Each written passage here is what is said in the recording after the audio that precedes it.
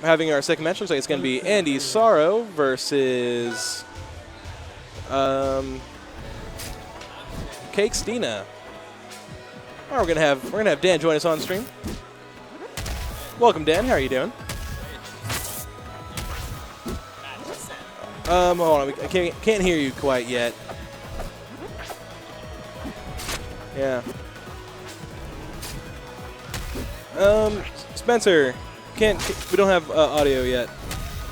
All right, let's give that a shot. All right, can you hear me now? I can hear you now. There we go. All right. So, cool. how'd you feel in that game just then? Well, I felt pretty good. I felt like that guy might not have played too much, but then I also felt like I needed to warm up because I'm probably going to get embarrassed on stream later. Probably. It happens to the best of us. There's I needed to be really most warmed.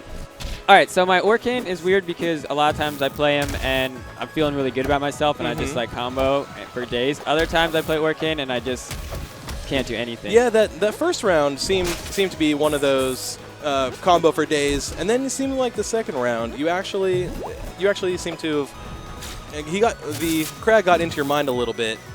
Yeah. And that back air forward smash KO that he had, true combo.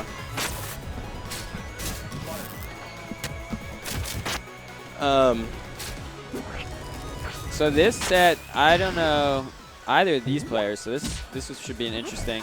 Definitely looks like Andy Sauro is kind of feeling Absa a bit. Oh yeah, he's got a pretty pretty lead.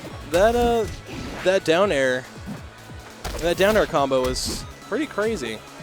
Yeah, so the matchups in Rivals are pretty interesting because one of the things unique about Rivals compared to other games is how diverse the movesets are, which means we do have matchups that feel like people say they feel like 60-40 or even worse, just because certain styles counter other styles. I mean, obviously, like the best players play their favorite characters, so they kind of make it work regardless of matchup. But this is one that's a bit hard.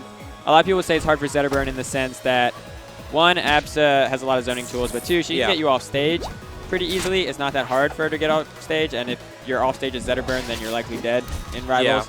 He is a force on the ground, and he is not so much a force when he's off the ground. He definitely feels like a combination of Fox and Little Mac almost.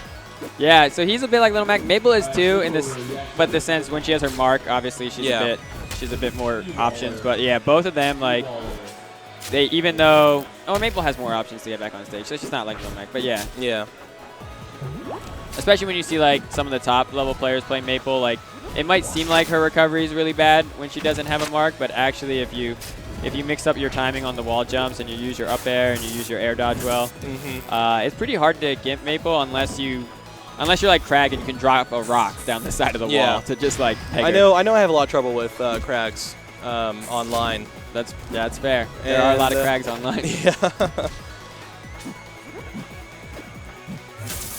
So this is game one. So actually Zetterburn was bringing it back a good amount. Almost. Oh, this is the commentator. Yeah, Andy Sauro. Okay, cool. I didn't recognize his tag. Oh, I'm really happy we're seeing at least one Edalist play today. Like that was my main concern. I'm interested to see how far. I don't know if any of the guys that are like there's some West Coast Rivals players here who play in the West Coast Championship a lot, which is a series that Cup started. He's actually a Seattle-based player, but he runs the online tournaments, and those are the ones that Ralph has been destroying in. Yeah. And a couple of those guys are here. And I don't know if any of them are going to be playing Edalist tonight or if they're all going to stay with their mains. They all kind of have their characters that they've been playing since early access launch. I know Rydlos Tooth, I believe it's pronounced. Oh. He's a great Absa. Wow, what a dirty up air. That was a great stock. The whole stock was very nice. Yeah. Yes. So Edalist is our newest addition, and he just came out Monday. So he's our second heavy character like Crag, but he's definitely got a bigger hurt box, a bit stronger hits, and then he also has this ice mechanic on top of all that. Yeah, I only got a chance to play him today, but the ice mechanic feels really good. It is intuitive, but there's a point where I don't know where I'm going with this. Oh wow. Yeah, so that's one of the ice mechanics that we just saw. So the down special is like a Bowser butt stomp or like you know, like a big shockwave. So like the way we did it is it's almost like an avalanche in my mind, where it sends out this shockwave that shatters all the ice. And if you're standing on ice when it shatters, that's when you get frozen. So that mechanic is, once you're frozen, you're actually invincible. And the way it works is it's an extended tech chase. So if you've ever played a game like Melee or any of the Smashes, one of the mechanics in that is tech chasing your opponents. And it's like playing a miniature game of rock, paper, scissors in a lot of ways, where you can't really react in time.